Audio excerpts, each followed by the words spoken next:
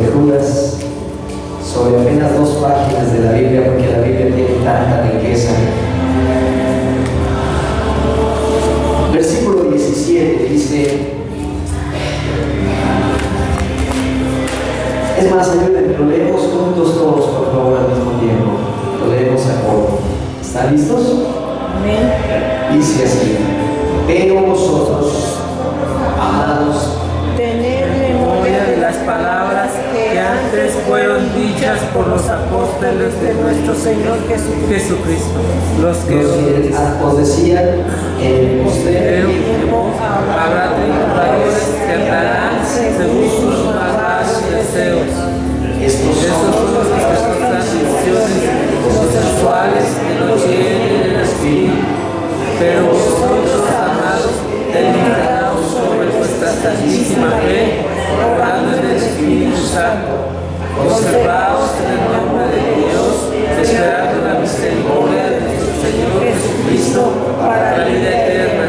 A algunos quedarán convencerlos, a otros salvar, arrebatándolos del fuego, y a otros tener misericordia con temor, aborreciendo a una ropa contaminada por su carne.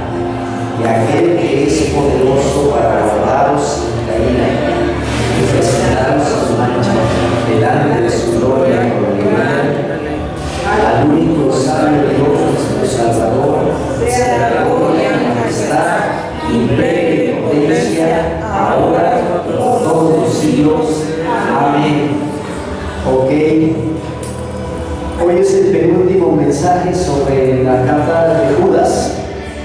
El próximo domingo terminamos esta carta por fin, después de un tiempo, el sexto y después el séptimo mensaje. Y una vez les adelanto, los hermanos, si quieren ir avanzando, lo siguiente que vamos a estudiar capítulo por capítulo es la carta a los Hebreos.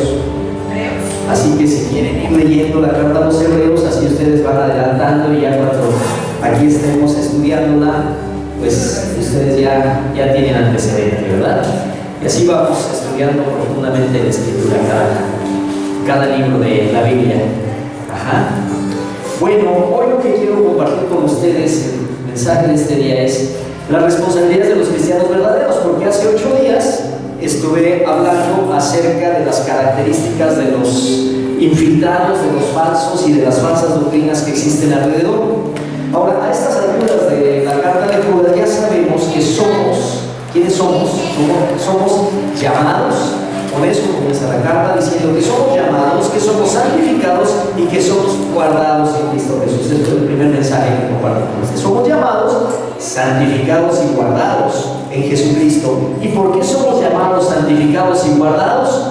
Porque somos los hijos consentidos de Dios y toda la demás bola de gente que se muere. No, somos llamados, santificados y guardados porque somos beneficiarios de la misericordia de Dios, gozamos de paz para nuestra propia vida, gozamos de paz para nuestra familia y con nuestros seres amados, y somos instrumento de esa paz para todos los demás. Somos instrumento de paz para todos los que nos rodean, y somos llamados a servir a Dios en esta tierra. Yo siempre digo que si el propósito de Dios fuera salvarnos de nuestros pecados y regalarnos la vida eterna, en el momento que somos salvos nos llevaría con Él, ¿verdad? Porque pues ya para qué seríamos aquí, digo, además todos aspiramos y deseamos llegar un día con Él a su presencia y gozar de su presencia. Pero si estamos aquí es porque nosotros somos especialmente el instrumento de Dios para que ese amor de Él, somos nosotros canales de ese amor a nuestro prójimo. ¿Qué es el prójimo? ¿Qué es el prójimo? Hola. ¿Qué es el prójimo? ¿Qué? Es el otro. Es el otro, y no solamente el hermano, sino el otro. Nuestro prójimo es el otro, particularmente el que no conoce a Cristo.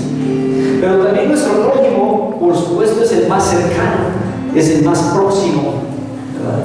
Porque cuidado, el Señor nos dice constantemente en todo el mensaje de la Escritura que seamos luz a las naciones, ir por todo el mundo a predicar el Evangelio, y debemos estar siempre dispuestos a que mucha gente conozca a Cristo.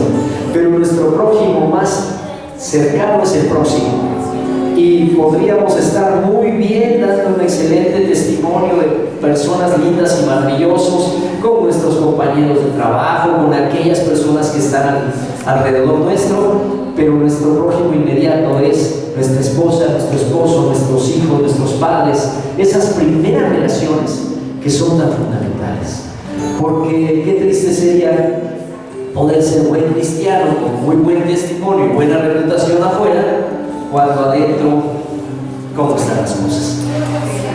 Cuando estaba en el seminario, una cosa que recuerdo muy bien al maestro de ética, decía él: yo algo que lamento, porque así es la costumbre bautista, decía, lamenta la costumbre bautista, decía, algo que yo lamento en nuestras prácticas y costumbres bautistas es que cuando una iglesia necesita un pastor, entonces difunde entre los bautistas, entre la denominación, que si hay algún pastor disponible o que pudiera interesarse en pastorear esa iglesia, y entonces aquellos, o bien, aunque también puede ser de manera directa, por ejemplo, pueden decir, bueno, pues vamos a ver si nos logramos piratear a Luis para que se venga a nuestra iglesia, y aunque yo esté pastoreando esta iglesia, me invitan a ser pastor de otra, y a veces hay esa movilidad pastoral entre los bautistas, entre los metodistas, presbiterianos, entre muchas denominaciones así funciona. Pero algo que decía este maestro de ética, y me gustaba mucho, decía: yo algo que lamento de nuestra práctica bautista es que cuando una iglesia necesita pastor, se forma un comité de púlpito, así se llama. Ese comité de púlpito es el encargado de invitar pastores para que sean candidatos a pastorear la iglesia, y dependiendo, o sea, lo invitan a predicar, y en función de sus conocimientos y su manera de predicar, es como normalmente invitan a un pastor. Generalmente invitan a uno que sea elocuente, a uno que sea bien simpático como yo, alguien así. Entonces dicen, este es el bueno. Y guapo además. Gracias por recordar que eso me faltaba decir, ¿verdad? Alguien simpático, guapo y elocuente, ese es el candidato. Pero decía este maestro de ética, yo creo que los comités de púlpito, independientemente de qué tan bonito predique el pastor, lo que deberían hacer es interrogar a su esposa y a sus hijos, porque ahí está la clave de si verdaderamente es un pastor que lleva una vida sólida, ¿verdad? Sería lo más importante preguntarle a los hijos y a la esposa cómo es en casa, ¿verdad? Porque uno puede ser muy lindo frente a los demás, pero cómo es uno en casa. Entonces, el prójimo más próximo es nuestros seres amados. Ahora, la carta de Judas nos presenta cuando menos 3 responsabilidades, si quieres llamarlas responsabilidades, o si las palabras responsabilidades nos dan rochas, porque algunos cristianos la palabra responsabilidades salen rochas. Entonces vamos a llamarle 3 acciones o 3 demandas, no sé qué te guste más.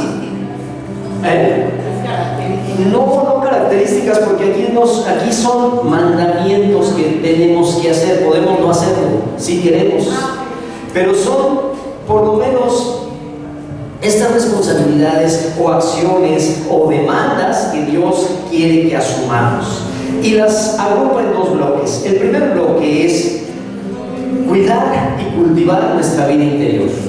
Un verdadero cristiano algo que tiene que hacer es cuidar y cultivar nuestra vida interior. Por eso comienza en el versículo 3 diciendo que contiendan ardientemente de la fe, y de eso ya no voy a hablar más porque dediqué mucho tiempo a explicarlo. Pero para contender ardientemente por nuestra fe y por la fe dada a los santos, es porque nosotros hemos cultivado nuestra vida interior. Si no tenemos nuestra vida interior cultivada, pues ¿de qué podemos hablar? ¿Verdad? Tenemos primero que estar plenamente llenos de la palabra y la presencia de Dios. Ayer en una reunión de pastores alguien sacó un dato por ahí, que nunca faltan los datos, y además que nuestros hermanos gringos son muy buenos para hacer estadísticas y datos, pero en México no cantamos mal las rancheras.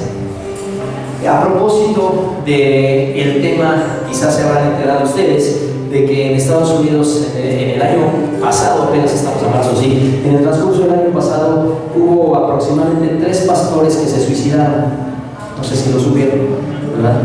Cuando menos hubo 3 pastores que se suicidaron. Y bueno, pues esto consterna completamente. Cualquier suicidio consterna, pero no te puedes explicar cómo pastores podrían suicidarse. Y alguien que estaba en esta reunión de pastores, salió el tema, alguien decía, bueno, no debería extrañarnos si está estudiado que la mayoría de los pastores, no es mi caso, pero la mayoría de los pastores, dice, solamente leen la Biblia para preparar el sermón que van a dar, pero no para alimentarse a sí mismos. Entonces, cuando no nos alimentamos a nosotros mismos, podemos tener mucho conocimiento, pero estaremos vacíos y secos interiormente. Y eso me pareció muy acertado. Entonces, primera responsabilidad, que contendamos ardientemente de la fe, por la fe, perdón. Segunda responsabilidad, versículo 17 está aquí, dice: pero vosotros tened memoria, que tengamos memoria, recuerden las palabras de los que fueron dadas, de las palabras que antes fueron dadas por los apóstoles ante nuestro Señor Jesucristo. Otra segunda importante responsabilidad es tener memoria, recordar las palabras de los apóstoles. Y en este caso, para nosotros, a lo que Judas se refiere, obviamente en este momento histórico, ubiquemos el momento histórico, cuando Judas escribe la carta está circulando por las iglesias, y circulando de una manera, por cierto, clandestina, inclusive discreta, porque recuerden que estamos en el primer tiempo, en el primer siglo de nuestra era cristiana, donde ser cristiano es ser perseguido, donde tenían que esconderse. Algunos sí podían en libertad reunirse, pero la Biblia como la conocemos no estaba integrada todavía. La Biblia se leía en las sinagogas, el creyente aprendía las escrituras. No todos leían la Biblia, porque no todos tenían acceso, no todos sabían leer, y no estaba todavía completa la escritura. Entonces él habla de: recuerden las palabras de los apóstoles, porque los apóstoles, inspirados por Dios, eran los que estaban enseñando, recordando las palabras de Jesús. Ay, por cierto, se me olvidó ponerme el otro micrófono. Estaban recordando las palabras de Jesús, estaban enseñando. Pero para nosotros, ¿cuáles son las palabras dadas a los apóstoles? Bueno, para nosotros es los evangelios. Ya las tenemos, gracias a Dios. Bendito sea el Señor, porque ya las tenemos. Las enseñanzas del libro de los Hechos, porque los evangelios es el inicio de la escritura del Nuevo Testamento. Luego el libro de los Hechos, las cartas paulinas, las cartas universales, las hojas, y el Apocalipsis, si estamos hablando del Nuevo Testamento. Pero gracias a Dios tenemos el Antiguo Testamento. Entonces el Señor nos dice que recordemos la escritura.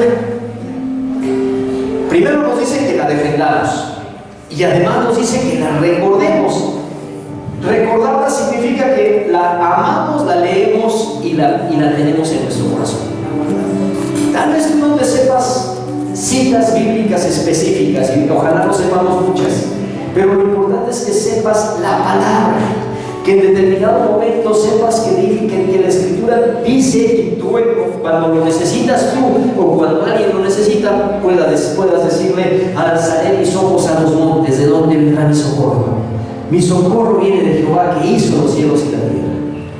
Y si te sabes que es el Salmo 121, qué bueno. Y si no, por lo menos le dices a la persona: mira, déjame hablar por ti. El Señor dice: alzaré mis ojos a los montes, de donde vendrá mi socorro, viene de Jehová. Y le das consuelo, y le das palabra, y le animas, y lo animas. O te sientes en medio de una situación que es atemorizante, y tú mismo recuerdas: alzaré mis ojos a los montes, de donde vendrá mi socorro.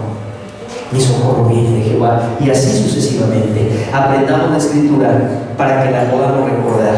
Como dice en 2 Timoteo 3:16, toda la escritura es inspirada por Dios. Toda la escritura es inspirada por Dios y útil para enseñarnos lo que es la verdad, para hacernos ver lo que está está mal en nuestra vida, estoy escogiendo la Nueva Traducción Viviente, para hacernos ver lo que está mal en nuestras vidas.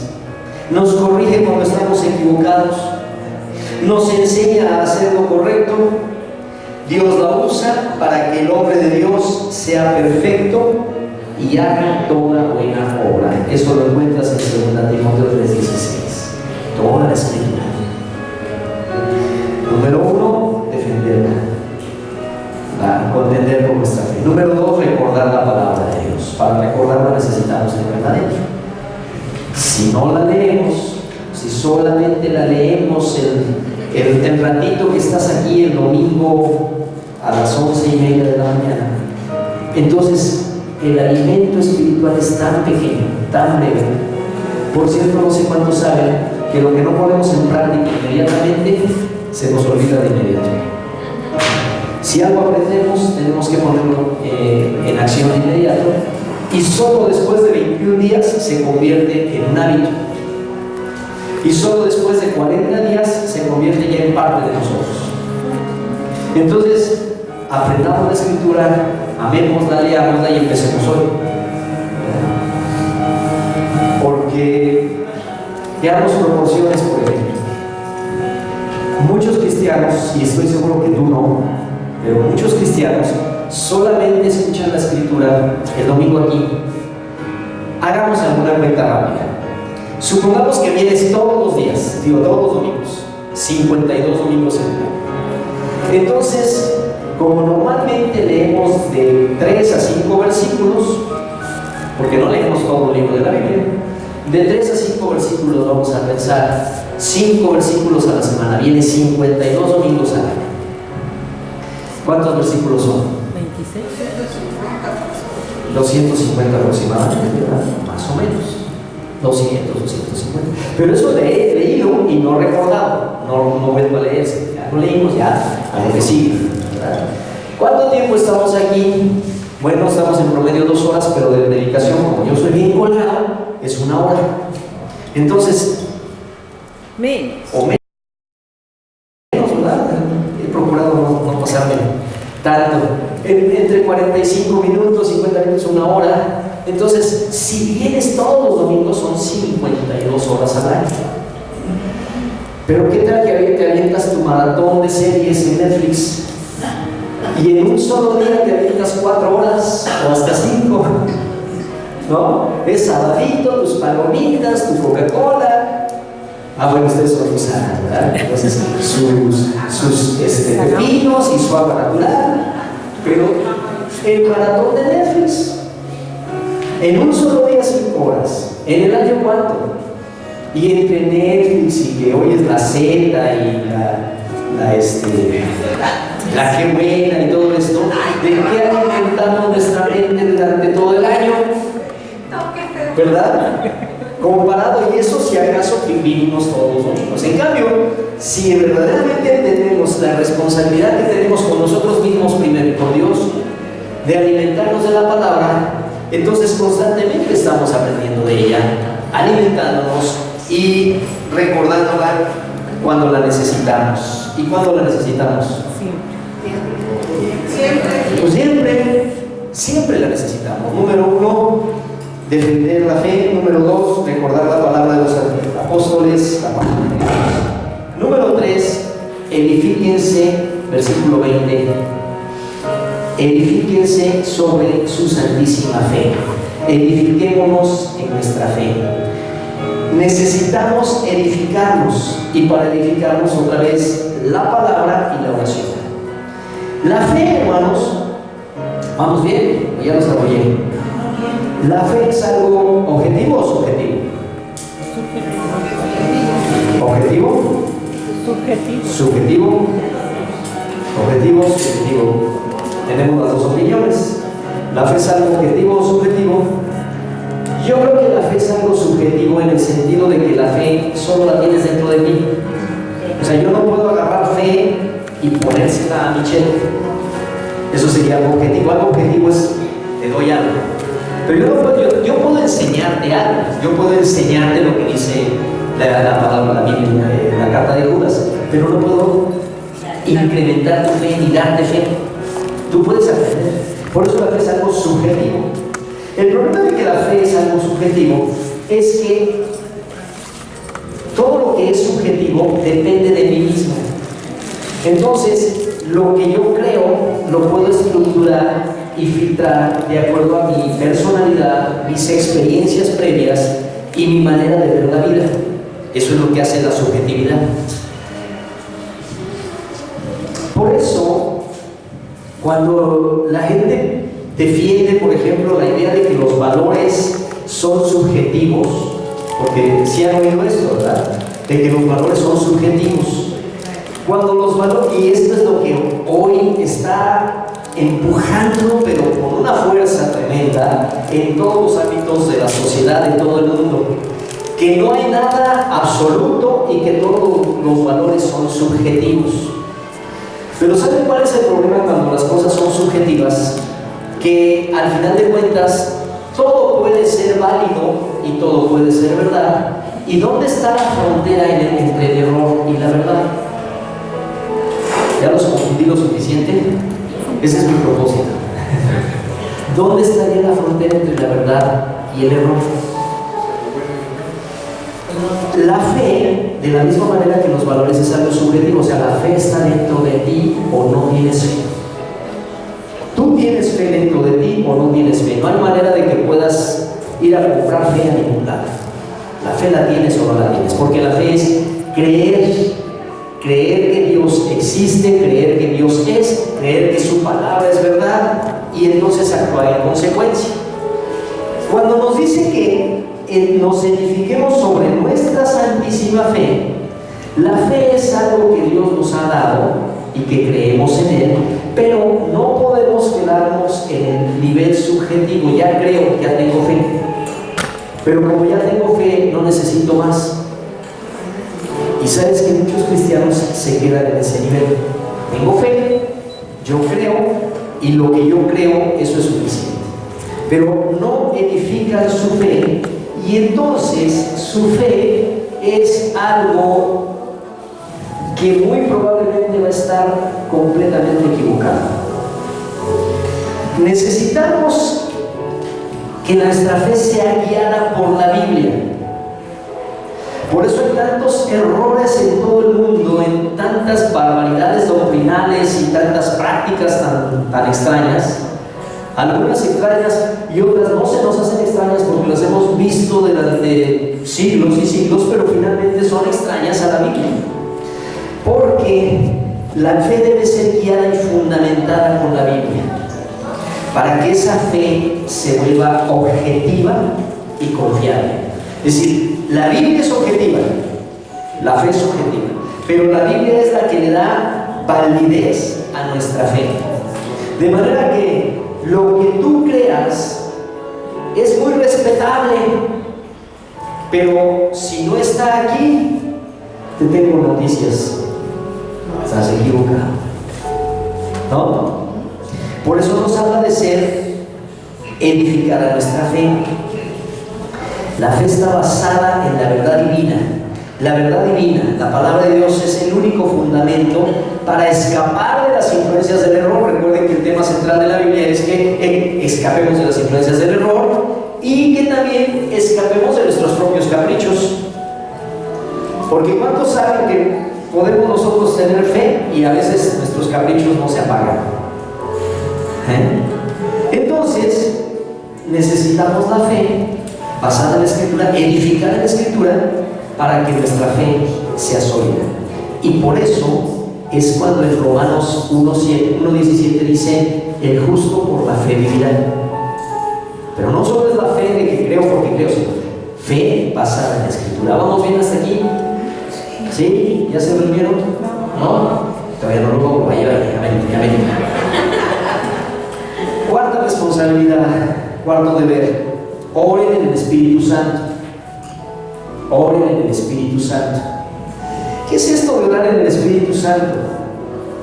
Bueno, la Biblia nos enseña que debemos orar. Y orar en el Espíritu Santo es orar llenos del Espíritu Santo. Nadie puede orar si no es lleno del Espíritu Santo. Sí puede orar, pero ¿qué hemos de pedir? Dice en Romanos también. ¿Qué hemos de pedir como conviene? No lo sabemos. ¿Se acuerdan? Pero el Espíritu Santo, cuando estamos llenos del Espíritu Santo, el Espíritu Santo dice que clama con gemidos indecibles.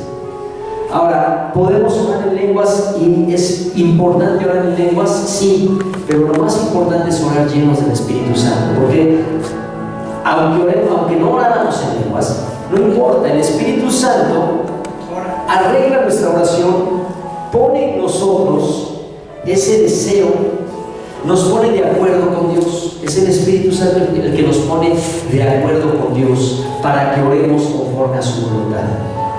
Una de las cosas que nosotros a veces como que nos saca un poquito de balance es, y decimos, bueno, quiero pedirle a Dios, pero que sea su voluntad y no la mía. ¿No les ha pasado?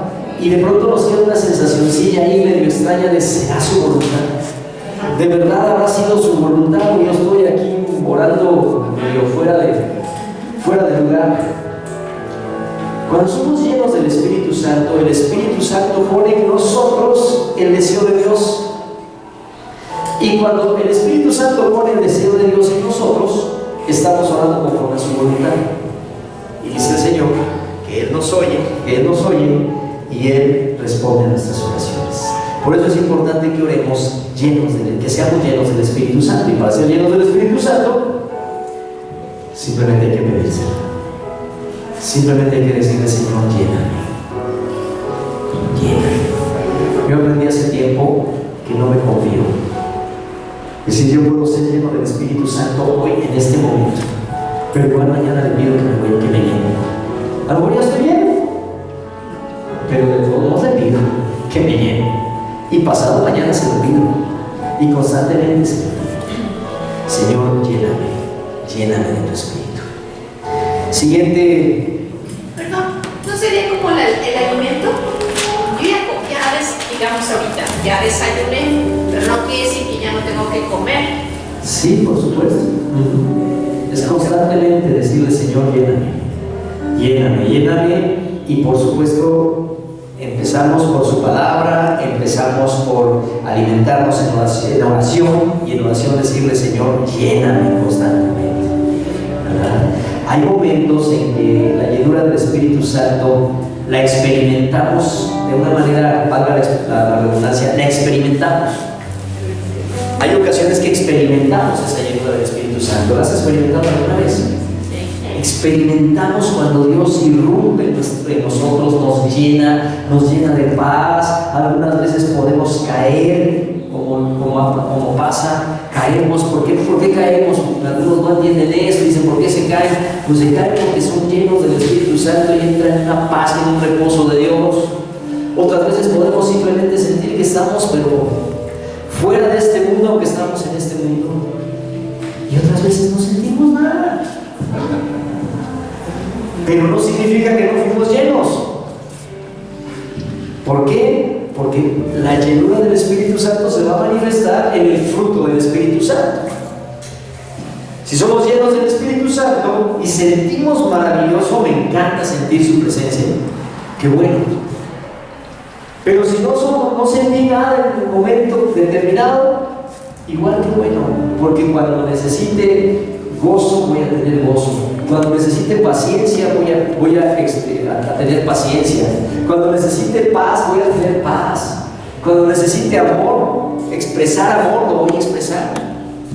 El fruto del Espíritu Santo, ya ustedes conocen las nueve caras, facetas del fruto del Espíritu Santo. Cuando somos llenos del Espíritu Santo, es imposible que no brote el fruto. ¿Se oyó esta frase? Cuando somos llenos del Espíritu Santo, es imposible que no brote el fruto del Espíritu Santo, porque es fruto del Espíritu Santo.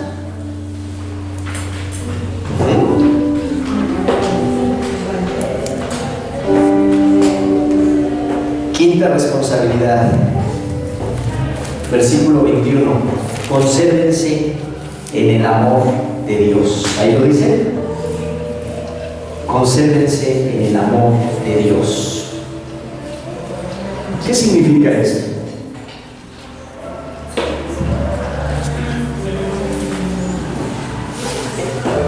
Sin descartar que aquí habla del amor de Dios, podemos decir el amor que Dios nos tiene. Pero ¿qué crees? ¿Cuántos necesitan conservarse en el amor de Dios, en el sentido del amor que Dios nos tiene? ¿Cuántos creen que necesitamos eso? Todos lo creemos. El amor que Dios nos tiene es infinito. Que el amor que Dios nos tiene es exactamente, Pati. No necesitamos nosotros hacer nada para conservarnos en el amor que Dios nos tiene, porque Dios nos ama infinita y eternamente. Incondicionalmente. Es decir, no sucede que de repente me paso para acá y ya Dios dejó de amarme. Eso jamás va a suceder. Entonces, cuando dice consérvense en el amor de Dios, no se está refiriendo a que consérvense que Dios nos ame. Eso no, siempre nos ama. Si nos amaba cuando no éramos sus hijos, si nos amaba cuando andábamos lejos de sus caminos, de tal manera amó Dios al mundo, entonces en realidad se refiere principalmente a el amor nuestro para Dios. Cuando dice consérvense en el amor de Dios, se refiere principalmente a ese amor nuestro para Dios. Conservémonos amando a Dios.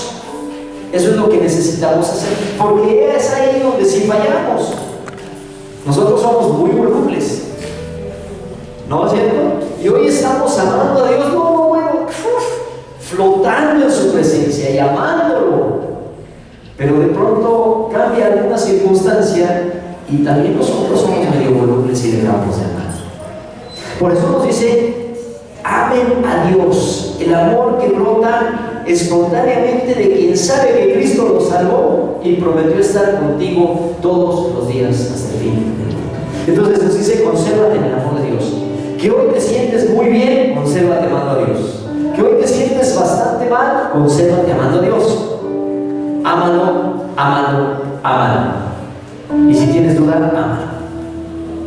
Consérvate en el amor de Dios. Eso es otra de las cosas que nos pide que hagamos. Por eso te decía, Estela, que no son tanto características. Dios espera que lo amemos. Lamentablemente a veces no es una característica del cristiano. Número 6. Ahí mismo en el versículo 21 dice: esperen la misericordia de Jesucristo para la vida eterna. ¿Lo vieron ahí? Ahí mismo en el 21. Esperen la misericordia de Jesucristo para la vida eterna. ¿A qué se refiere este espera? Esperen la misericordia de Jesucristo. Se refiere a la segunda venida de Jesús. El Señor quiere que vivamos todo el tiempo sabiendo que Él vendrá por segunda vez. Que vivamos siempre con esa visión y esa convicción de que el Señor Jesucristo vendrá por segunda vez para establecer su reino milenial y abrir paso a la eternidad celestial. El Señor va a venir. ¿Cuándo va a venir? Cada vez más cerca. ¿Cuándo va a venir? Sabemos que es cada vez más cercana su venida. Es un tema muy importante. Esto de la segunda venida fue un tema muy importante en la predicación apostólica. Si tú ves apóstol Judas habla, el apóstol Juan, Pedro, Mateo, Pablo, todos hablaron de la segunda venida de Jesús. Y eso que ellos no lo sabían, pero y eso que eso sucedió 2000 años antes. Así que cuando menos hoy estamos 2000 años más cerca de la segunda venida de Jesucristo. Y la segunda venida de Jesucristo es uno de los fundamentos de nuestra fe, ¿sabes? Es un fundamento. Si nosotros no creyéramos que el Señor Jesús viene por segunda vez, nuestra fe estaría incompleta. Estaríamos creyendo en una filosofía y no en el Salvador que intervino e interviene en la historia de su creación. Entonces, mantengámonos con la visión de su segunda venida. Su segunda venida ya está de verdad cada vez más cerca. Ahora sabemos que ellos esperaban su venida en cualquier momento. Y conste que muchos de ellos todavía no habían leído Mateo 24. Claro, lo escucharon directamente de Jesús. Pero cuando vemos Mateo 24 nosotros, díganme si cuando lees Mateo 24 te queda duda de que la venida del Señor ya no tarda. ¿Cuántos han leído Mateo 24? ¿Se han leído Mateo 24 y se acuerdan ahorita? Ahora, no es un examen para molestarles, pero ¿cuántos recuerdan de qué trata Mateo 24?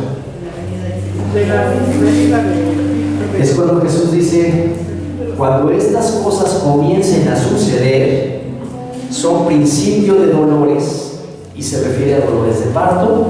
¿Y qué sucede cuando una mujer está de parto y comienzan los dolores?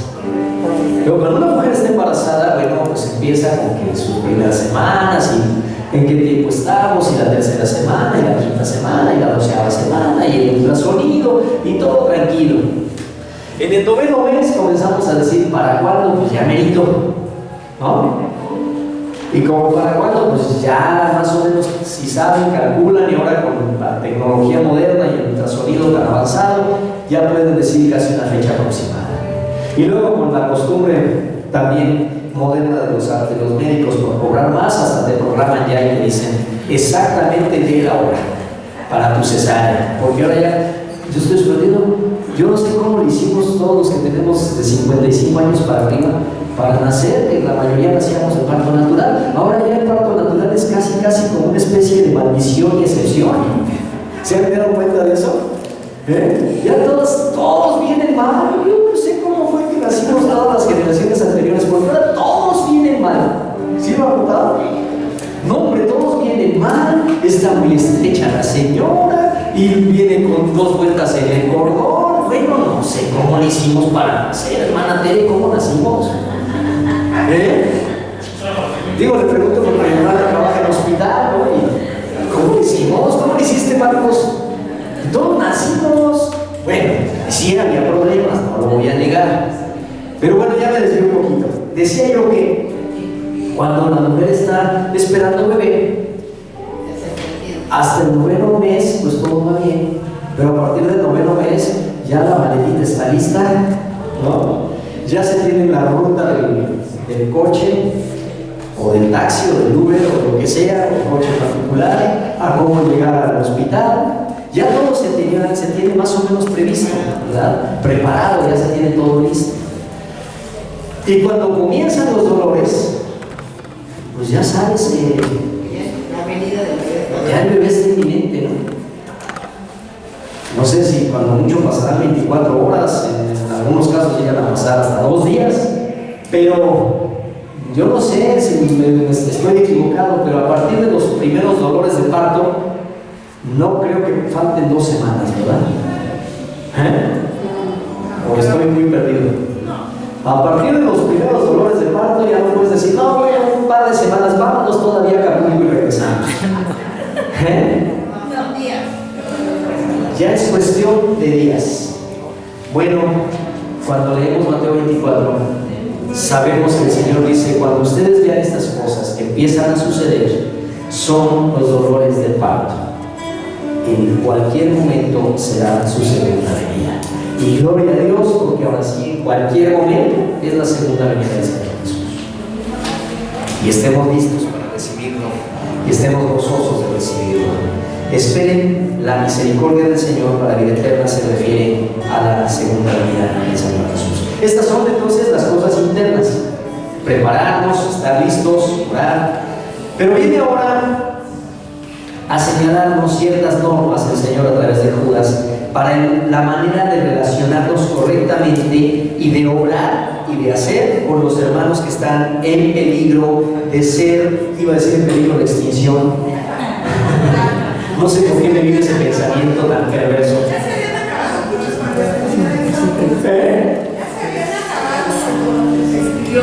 Sí, ya sé. Pero precisamente porque los cristianos, yo creo que sí me voy a atrever a decirlo, los cristianos verdaderos, yo creo que sí son una especie en peligro de extinción. extinción a menos que tengamos ciertos cuidados. Por eso nos previene y nos advierte. Es más, el Señor Jesús dice: cuando el Señor venga, ¿hallará fe en la tierra? Entonces, creo que no estoy tan loco cuando digo que somos una especie en peligro de extinción, ¿verdad? ¿Y qué se tiene que hacer cuando una especie está en peligro de extinción? Pues trabajar duro para que no se extinga y para que nuevamente florezca. ¿Qué hacemos? ¿Qué debemos hacer? ¿Qué debes hacer tú, Michelle? ¿Qué debes hacer tú, Josefina? ¿Qué debemos hacer cada uno de nosotros? Para actuar con los que están en peligro de ser engañados y seducidos por las falsas enseñanzas. Porque esto está constante. ¿Qué debemos hacer? Versículo 22 dice: convenzan a los que dudan. ¿A lo que no hay? Convenzan a los que dudan. Aquí habla del primer grupo, los que dudan. Estos que dudan, ¿habrá en las iglesias? ¿Habrá quienes dudan? ¿Necesitará ser una iglesia de 500 miembros para que encontremos a algunos que dudan? ¿O puede ser en un pequeño grupo como el nuestro? A los que dudan, convénzanos. ¿Cuál es este grupo? Pues este grupo son los débiles. Probablemente los neófitos, es decir, probablemente los que tienen poquito de haberse convertido. Es más probable que los que dudan sean los que tienen poquito tiempo de haberse convertido. Son aquellos que no tienen firmes fundamentos. Los que dudan son los que no tienen firmes fundamentos y con facilidad dudan sobre diversos temas. Tienen sinceras interrogantes. Los que dudan, los que son débiles en la fe, son los que tienen sinceras interrogantes que les estorban en su fe. ¿Te acuerdas que había cosas que a ti, cuando empezaste tu vida cristiana, había cosas que te sacaban de onda? ¿Sí te acuerdas o no? ¿Cuántos lo recuerdan? Cosas como, por ejemplo, ¿alguien se acuerda de algo que le causaba duda o que le sacaba y lo quiera compartir? No, el burro que habla. ¿Sí es cierto? De pronto dices: ¿será cierto? Que un burro no. Pero hermana, sí es cierto, míralo. Sí se puede. Aquí está. Pero sí es cierto. Dudas sinceras, como por ejemplo: ¿ha sido cierto? Pues una fábula. Esas son las dudas sinceras. ¿Qué otras dudas había, por ejemplo? ¿Alguien quiere compartir? Javier. A mí me asustaba y hacía muchas cosas fuera de lo normal en aquel entonces. ¿Cómo? Perdón, no te entendí. En aquel entonces me asustaba a mí como joven, que hacían cosas fuera de lo normal. Había gente que se tiraba. No quería que se tirara, sino que se arrepintiera. Ya. Que realmente sintiera el Espíritu Santo. Esas Esas cosas no las entendía. Era muy Es cierto, ese tipo de manifestaciones de la fe y de la presencia del Espíritu Santo en ocasiones, que aquí las hemos experimentado y vivido, pero efectivamente de pronto podía confundir, causar duda a Javier cuando empezaba su vida cristiana. ¿Alguien más? Esther. Me acuerdo que yo veía como cosa de fábula el que me dijera que la vida espiritual era un infierno y había seres espirituales de maldad que nos atacan como caricaturescos, ¿no? Me recordaba como una caricatura. Y entonces yo me negaba a creer que en verdad había ese mundo espiritual, el cual no vemos. Pues como no lo vemos, como que, ay, no, eso no. Es cierto. Y a mí me daba entre miedo, me angustiaba y no lo quería, que yo como una caricatura. Se te hacía como una caricatura exagerada, como que hay demonios que nos atacan y como que hay una lucha espiritual, ¿verdad? ¿Qué ibas a decir, Araceli? ¿No levantaste la mano? Me pareció. ¿Cómo? cosas, lo que le pasaba, lo que a Javi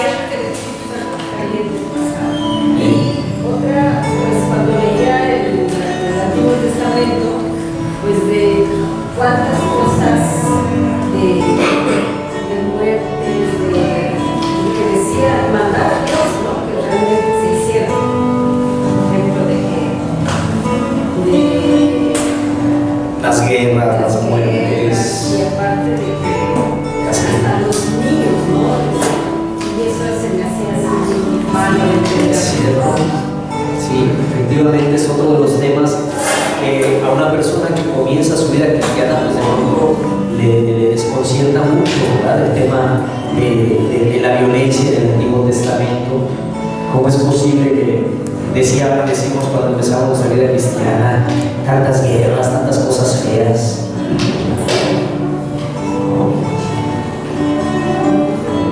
¿Ya alguien más quiere compartir algo? A mí, por ejemplo, Oh, sí. esto de cuando dice, déjeme la cosa, pero por ejemplo, cuando dice la Biblia, Dios maldice, o algo así dice, ¿no?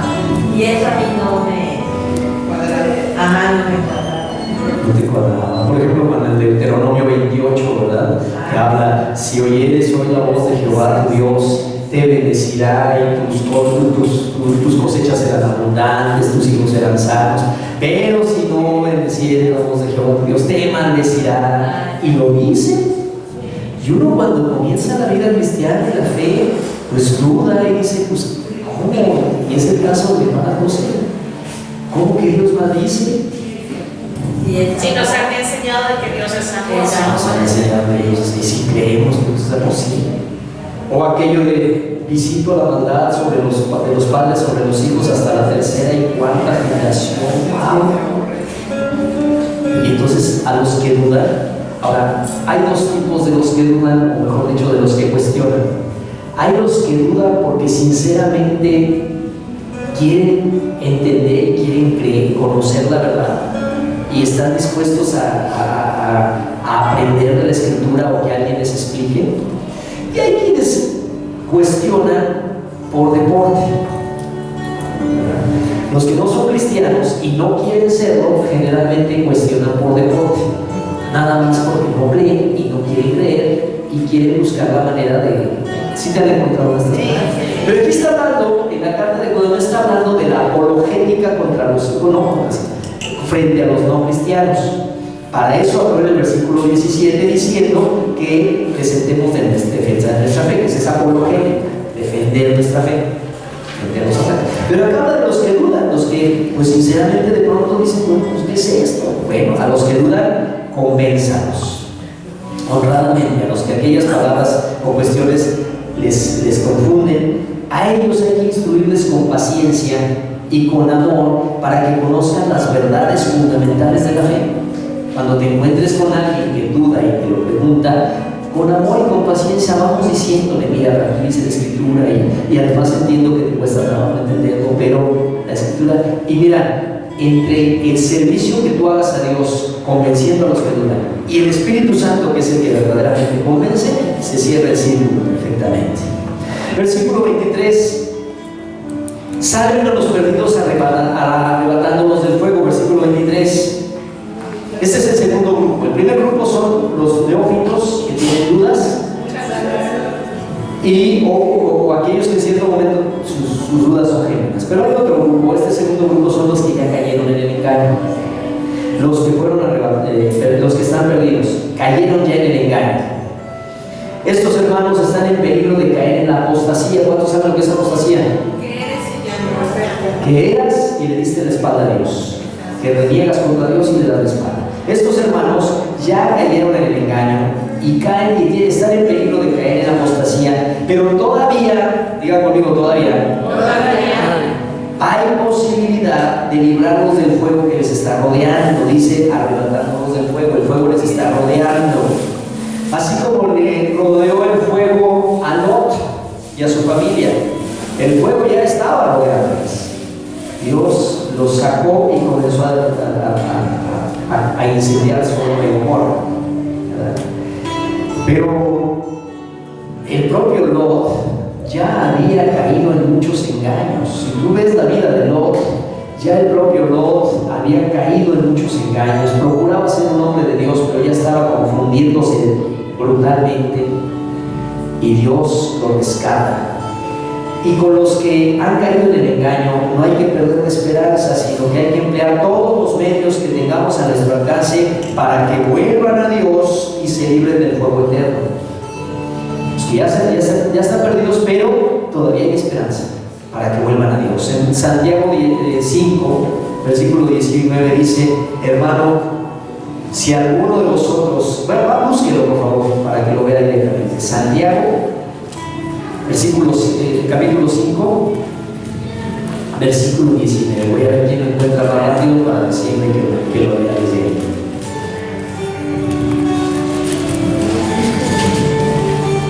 Santiago 19. ¿Ya lo encontró? Digo, perdón, 5, 19.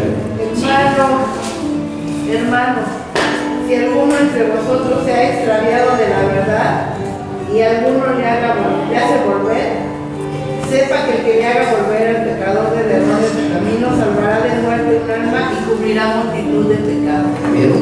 Si alguno se está quedando del camino, pero háganle volver. Entonces, el siguiente grupo es los perdidos arrebatándolos del fuego. Hay un tercer grupo más de este. Aquí tengo una duda. Por ejemplo, aquí habla de hermanos que han extraviado, ¿no? Si ya no vemos a esa persona, ¿puede ser oración nada más? ¿O cómo hacemos si ya no tenemos posibilidad de verle? Pues sí, indiscutiblemente solamente oración, si ya no hay manera de tratar. Ahora, en nuestra época, el perder totalmente contacto es menos frecuente porque existen el Facebook, el WhatsApp. Esa persona se cierra y no opera. Ese es el siguiente grupo, híjole, ese siguiente grupo. Ese es el siguiente grupo del que habla el mismo versículo 21, pero al final, 23, pero al final sí los hay. Primero tenemos aquí aquellos que cayeron en el engaño, pero todavía están a tiempo de no entrar en apostasía. ¿Y cómo lo sabes? Pues puedes dialogar con ellos, puedes todavía te escuchan, ¿verdad? Pero ahora tenemos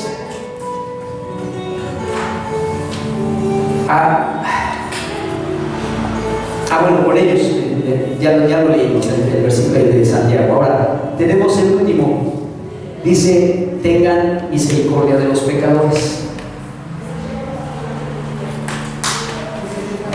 ¿Cuántos se acuerdan de lo que Jesús dijo en Mateo capítulo 18 respecto a que cuando tengamos conflicto con alguien, cómo resolver ese conflicto? ¿Se acuerdan? ¿Los testigos? De los Exhortarlo primero. dice: cuando tengas un problema con alguien, hermanos entre la iglesia, si tienes un problema con alguien, y háblalo con él, estando tú y él solos, resuélvelo a solas. Si tu hermano hizo algo contra ti, hablas con él a solas. Si no te oye, ve con 2 testigos. Si no te oye, ve con los ancianos, preséntalo a la iglesia, dice, ¿verdad? Y si no oye a la iglesia, tenle por gentil y pecado. Y aquí también se refiere a ellos. Dice en el versículo 23: de otros tener misericordia y temor. O sea, a otros hablar, pero de otros tener misericordia, aborreciendo aún la ropa contaminada por su carne.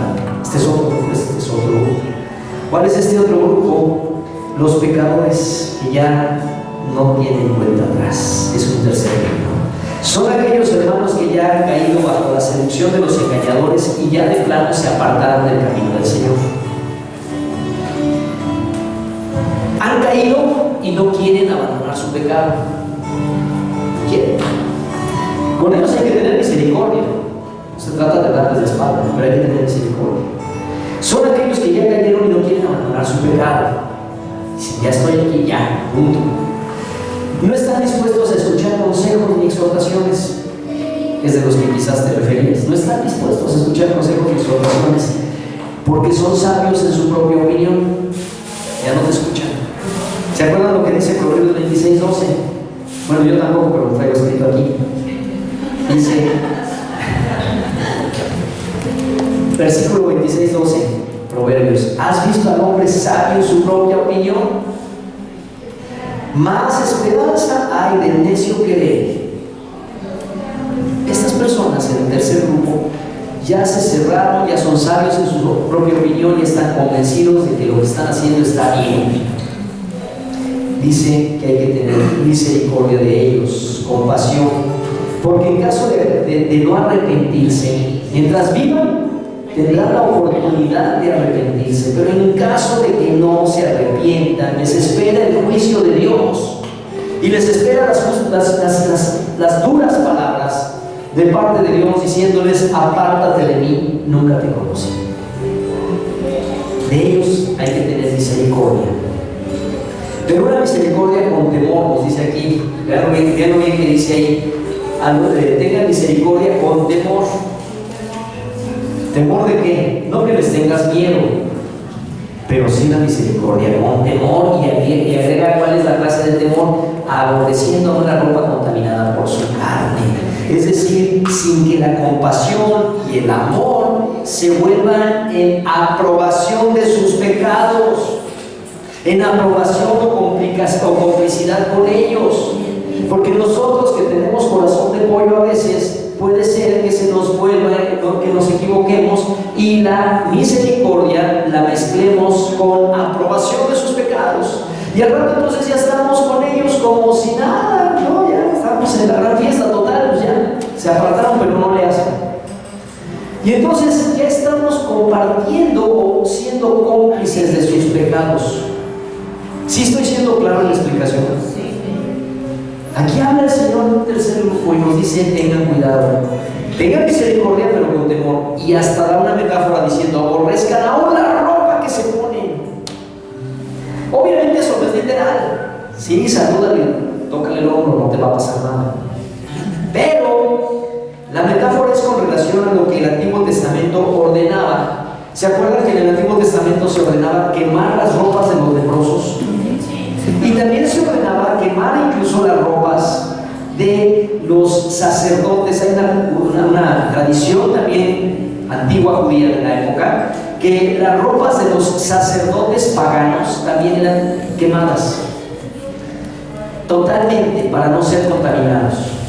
Si alguien tocaba a un muerto, sus ropas eran quemadas porque no podías contaminarte. Y los cristianos estamos llamados a amar lo que Dios ama. Diga conmigo: llamados a amar lo que Dios ama. Llamados a amar lo que Dios ama. Pero ¿qué crees? Dios también quiere que odiemos. ¿Cuántos lo sabían? Que odiemos. Que odiemos. Diga conmigo: odiemos. Para que se entienda la palabra. Que odiemos. Odio. Por eso dice aborrezca. Aborrecer y odiar es lo mismo, son sinónimos. Dios quiere que amemos lo que Dios ama y que odiemos lo que Dios odia. ¿Qué es lo que Dios ama? Dios ama al pecador. ¿Pero qué odia? Odia el pecado. Entonces, Dios quiere que amemos al pecador, pero odiemos el pecado de ese pecador. ¿Se entiende? Que separemos muy bien las cosas. Separemos las cosas. Pastor, si dice Dios con misericordia, con temor, ese temor es un cuidado. O sea, cuidado de que por querer yo traer a alguien para acá, yo me quede allá. Así es. O sea, eso es lo que Judas está tratando de explicar. Tenemos un temor, o sea, sería cuidado de no, que nosotros ya por traer, a mí ya me gustó más el eso sería. Efectivamente, Pati, esa es la idea. Pero yo diría que incluso más allá, que al pecador le quede claro que lo amamos, ¿sí? Pero también le quede claro que su pecado no lo aprobamos. Por eso es con temor, sí, porque a veces también cometemos el error de que como amamos al pecador, pues ya no le decimos nada, ya está bien tu manera de ser y tu vida, pues es tu vida, pero mira, Dios te ama. No, espérate, Dios te ama, pero sí quiere que tú te entregues a Él y dejes tu pecado, porque sabes que también ellos saben que están mal. Sí. Es como ¿No? dice la palabra, Es como los el, cómplices. es como el ratero que va a desapercinarse con San Judas para que no le vaya a agarrar, para que lo bendiga y no lo vaya a agarrar la policía, ¿no? O sea, el que está haciendo mal sabe que está haciendo mal. Sí, porque estamos hablando de la gente que ya conoció de Dios, que conoce de Dios. Estamos hablando del que se apartó de Dios, pero ¿sabes qué? Incluso el que no se apartó de Dios, porque hay una ley que Dios puso en el corazón del hombre y el hombre sabe lo que es bueno y lo que es malo. ¿Puedo dar un ejemplo? Pues yo creo que ya lo he brillado. ¿Qué hombre que aunque sea ateo, puede ser ateo, pero qué hombre casado que tiene una aventura con otra mujer no sabe que está haciendo mal? Pero por ejemplo la gente que, ¿No? la gente que es gay La gente que es gay. y que, o sea, yo tengo muchos amigos que son gays y los quiero muchísimo, pero es muy complicado.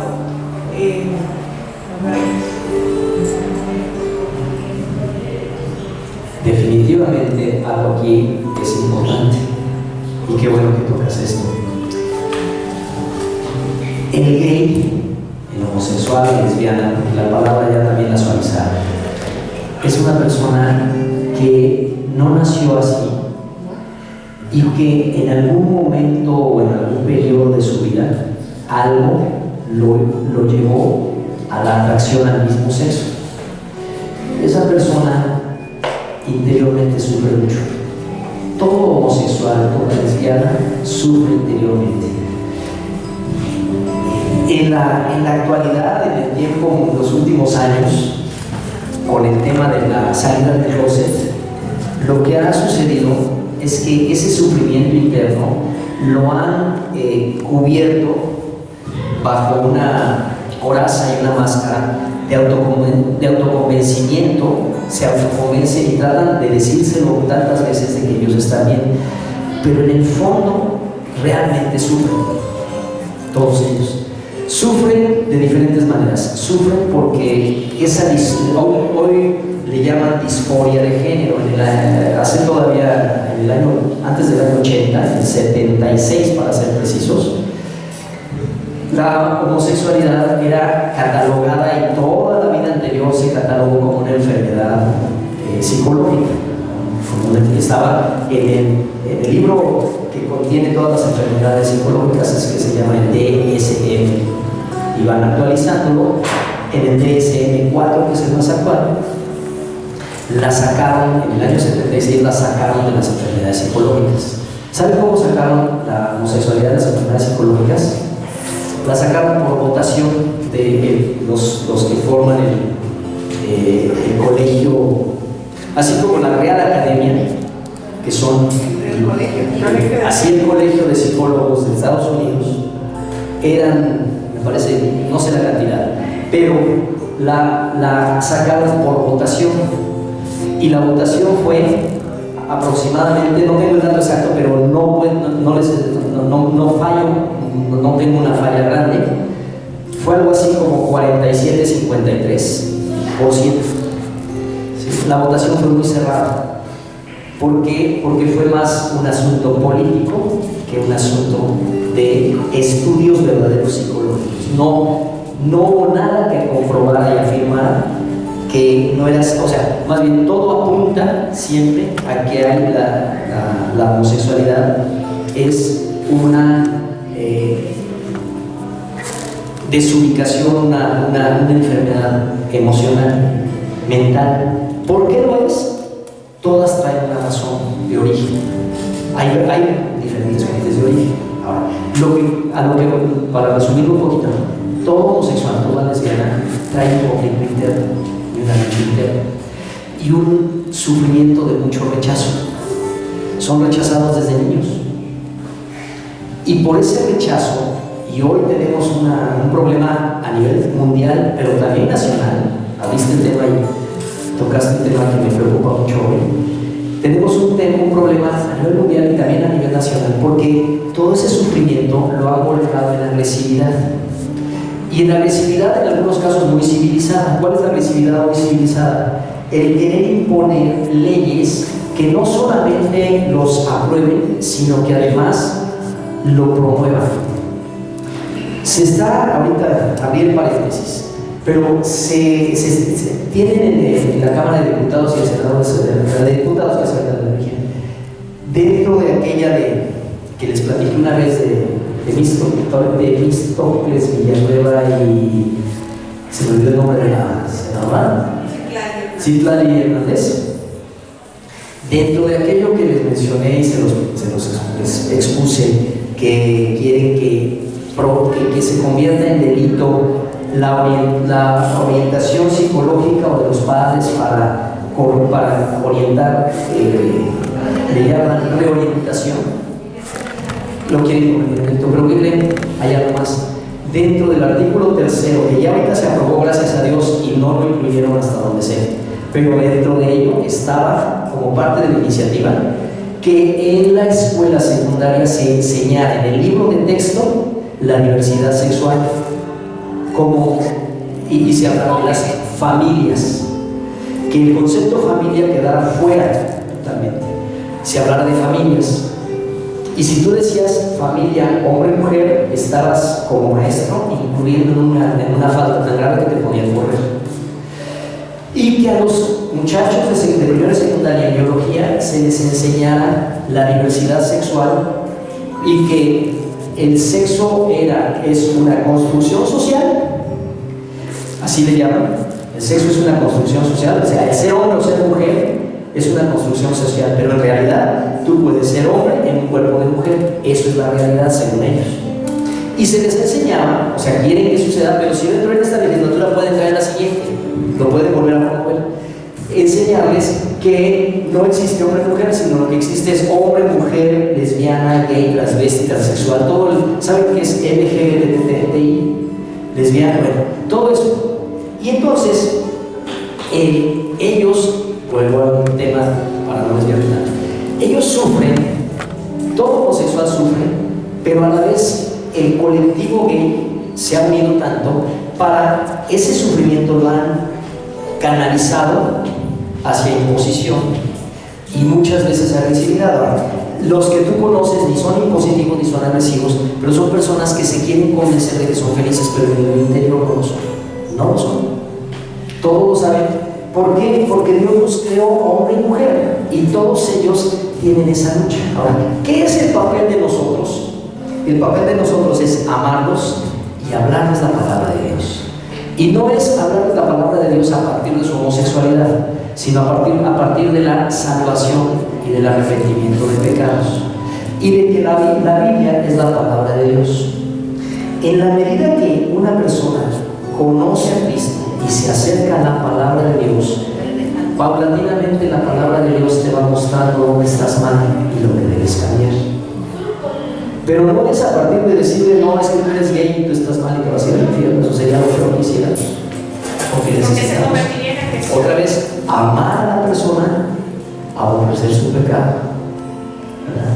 Y lo que sí creo que todo cristiano debemos de decir sin que nos avergüence ni nos asuste ni nos sintamos incómodos es decirle a nuestro amigo, a la persona homosexual que tenemos cercana, decirle: te quiero mucho, pero no estoy de acuerdo con tu estilo de vida. Eso es una forma de respeto. No lo estás insultando, no lo estás ofendiendo. No estoy de acuerdo con tu estilo de vida, sin embargo te quiero, sin embargo te quiero. Que nos invita a una fiesta gay, ahí sí no voy, porque ahí entra la parte. ¿Sí me explico? Que la fiesta, que nos invita a su fiesta y pues la mitad o más de la mitad son gay, pues ahí sí no. Porque justamente lo que está diciendo, amar al pecador y no contaminarnos con sus obras. No sé si estoy siendo claro en esto, porque si no vamos a podernos guiar a Cristo si lo que hacemos es mimetizarnos con ellos. Entonces ellos, ¿cuándo van a saber que nosotros tenemos un mensaje para ellos? No sé si te ayudo con esto, ¿verdad? Padre. O sea que según el Evangelio, el ser homosexual es un pecado, pero no es un pecado imperdonable. Así es. Porque si tú te arrepientes, todo pecado que tú te arrepientas en tu corazón, Dios te porque es diferente el arrepentimiento al remordimiento, ¿sí? Por ejemplo, cuando Judas y Pedro, los dos pecaron de la misma manera, ¿sí? Pedro negó al Señor, lo abandonó. Judas lo vendió. Pero ¿qué pasó con Pedro? Pedro se arrepintió y lloró amargamente y le pidió a Dios que lo perdonara. Y sabía que en él había salvación, porque él es Dios. Y vivió con él y lo conoció. Y Judas se suicidó, porque él, su remordimiento, lo ganó. Y no sabía, no pudo ver más bien que en el Señor había salvación. Entonces, esa es la diferencia.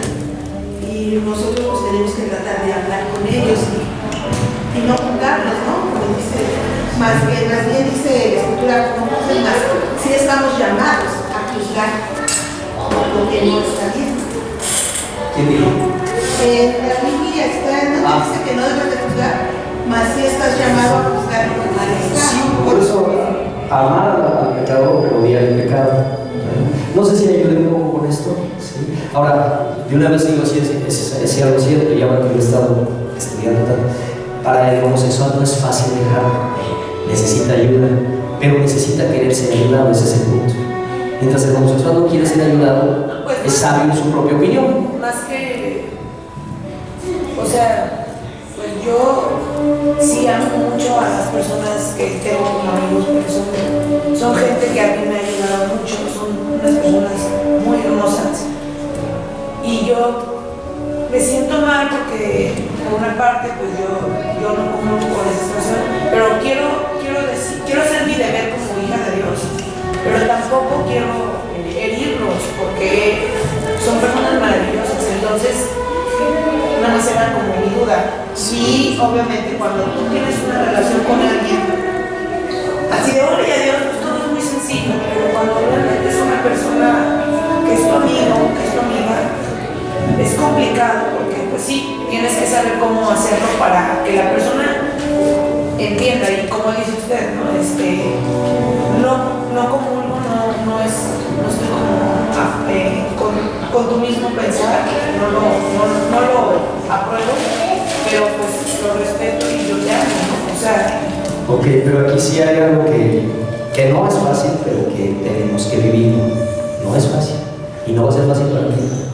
Porque tú tienes que elegir, tú, Michelle, tienes que elegir entre si los quieres en una relación feliz de amistad contigo y que al final vayan al infierno, o quieres que ellos sepan, con todo el amor que puedes hacerlo, pero que ellos sepan que tú sabes que Dios los ama, pero que quiere que cambien. Entonces tiene que llegar un momento en donde tú, con cada uno de ellos, puedas decirle: mira, quiero decirte que Dios es nuestro Salvador y que Dios quiere que tú puedas vivir tu propia vida como es, que Él te creó hombre o te creó mujer, y tienes que hacerlo en algún momento, porque nuestro exceso de respeto puede llevarnos al infierno. Es como si conocemos a alguien que está enfermo de otra cosa, vamos a decir. Si alguien, siempre hemos dicho este ejemplo, siempre se dice, si alguien conociera la verdadera cura para el cáncer y dijera: esto es la cura para el cáncer, pero se quedaba calladito, dejaría que muchos murieran de cáncer, ¿no? O sería otro ejemplo, me acuerdo muchos ejemplos que había en cuanto al evangelismo. Si tú supieras que está a punto de caerse este edificio, lo ves, sabes que está a punto de caerse, empiezas a oír los rugidos y te sales discretamente y a nadie le dices, ¿qué harías? Tienes que decir. Entonces, tienes que pedirle a Dios, particularmente, y a cualquiera de nosotros que tengamos una situación similar, tienes que pedirle a Dios dos cosas: valentía, bueno, yo diría que tres: valentía, sabiduría y determinación para hablar, que Él te dé la palabra. Pero de que debemos decírselos, sí debemos decírselos, ¿verdad? Y cómo, pues, es como la palabra es sembrada. Habrá quienes te digan: ¿cómo gracias? Hasta aquí llegamos. Y habrá quienes empiecen a tener necesidad de Dios. El Señor Jesús dijo, y eso recuerda: yo no vine a traer paz sino guerra. Eso se refería a que muchas veces la palabra va a lastimar y a ofender. ¿Te acuerdas? Entonces, sí nos toca a nosotros saber que la vida no nomás es aquí en la tierra, sino que hay una eternidad. Y que podemos llevarla bien padre con ellos aquí en la tierra, pero sabemos que si ellos no cambian su vida, como el ladrón que no cambie su vida, como el mentiroso que no cambie su vida, como el borracho que no cambie su vida, como yo si no hubiera cambiado mi vida, todo aquel que no se arrepienta y se entregue a Cristo y siga a Jesús, se va a perder.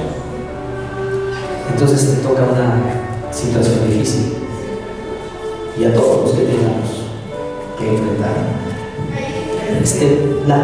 Pastor, podría ser en un momento dado. habla más duro para mí. Podría ser como en un momento dado tú lo expresaste. No es que ella llegue directamente con ella diciendo que su vida, cuestionando su vida o su tendencia homosexual, sino más bien yo pienso que ella podría empezar por hablarles del amor de Dios, del Evangelio, lo que tú habías dicho, en lugar de empezar, porque así no hay esa, sino que la palabra misma, como tú lo dijiste, les va a hablar. La vacuna es que ya lo dijo, pero estoy reafirmando, ¿no? Para que no quede eso. Entonces, no es expresarle al ratero que por ratero se va a perder y se va y ya está, sino hablarle del amor del Evangelio. Y el Evangelio, en el momento en que él decide, a lo mejor si quiero aprender y estudiar contigo las escrituras, pero hay un momento que dice aquí, el que roba, o el ladrón no entrará al reino de los cielos. Y en ese momento, ¿no? Yo creo Por eso es importante, como le decía, determinación y sabiduría, sí, pero de que tenemos que llegar a un punto en decirle, porque si no también puede haber ese malentendido que hay a veces de que uno puede ser cristiano gay, y no existe eso, no existe esa posibilidad. Entonces uno tiene que saber que reconozcan a Cristo como su Salvador y luego paso a paso irnos llevando, y llegado el momento, y que ese momento no sea dentro de 50 años, poderle decir, pero sabes que el Señor te hizo hombre o te hizo mujer. Ah, pero ¿cómo sí? Dios te hizo hombre o te hizo mujer, y aquí está en la Escritura. Y existe ahora también muchos medios de ayuda. Existen agrupaciones, por ejemplo, existe una agrupación que se llama Cambio de Rumbo, que si la persona es confrontada con ello y no sabes cómo ayudarle más, pero sí puede, llegamos a ese punto, le invitas a que forme parte de ese grupo que se llama Cambio de Rumbo, donde lo pueden asesorar. Hay otro grupo que se llama Éxodo.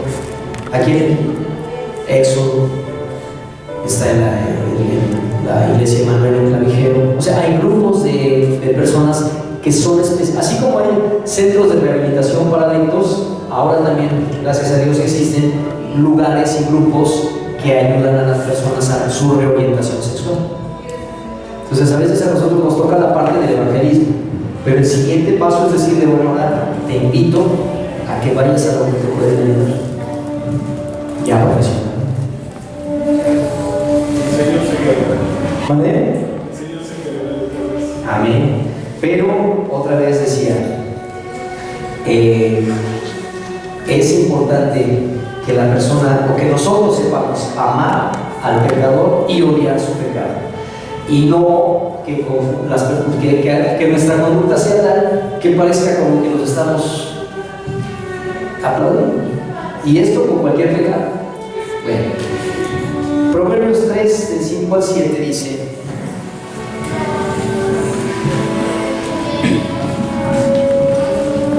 Proverbios 3 del 5 al 7. Ya los tengo manejados, vamos a casi siempre les leo directo, ¿verdad? Pero de repente también es bueno que lo busquemos. Proverbios 3 del 5 al 7 dice: fíate de Jehová de todo tu corazón y no te apoyes en tu propia prudencia. Reconócelo en todos tus caminos y Él enderezará tus veredas. No seas sabio en tu propia opinión. Teme a Jehová y apártate del mal.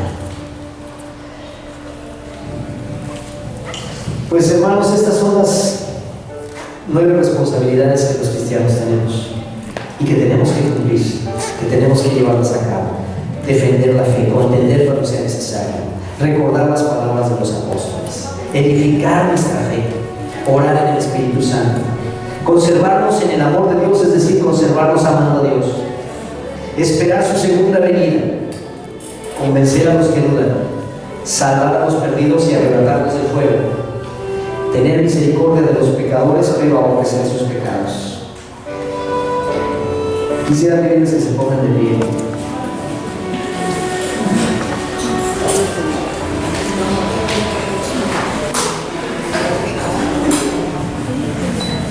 Y recordarles, hermanos, que ser cristiano es la más grande y maravillosa forma de vivir.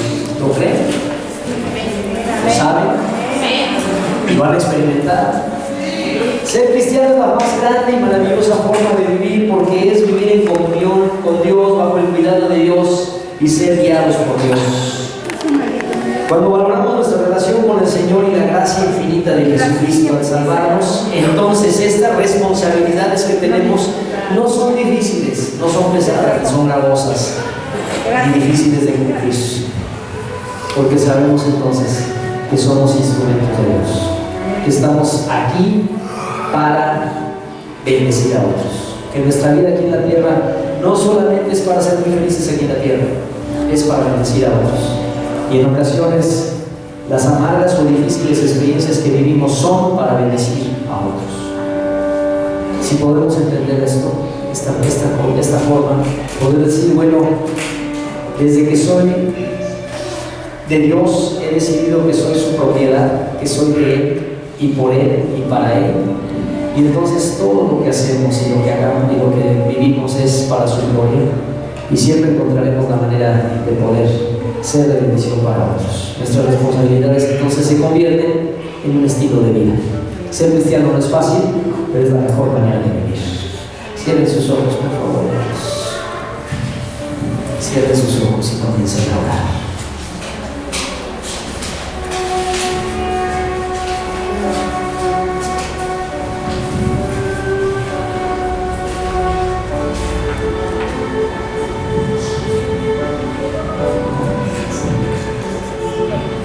Comienza al Señor a pedirle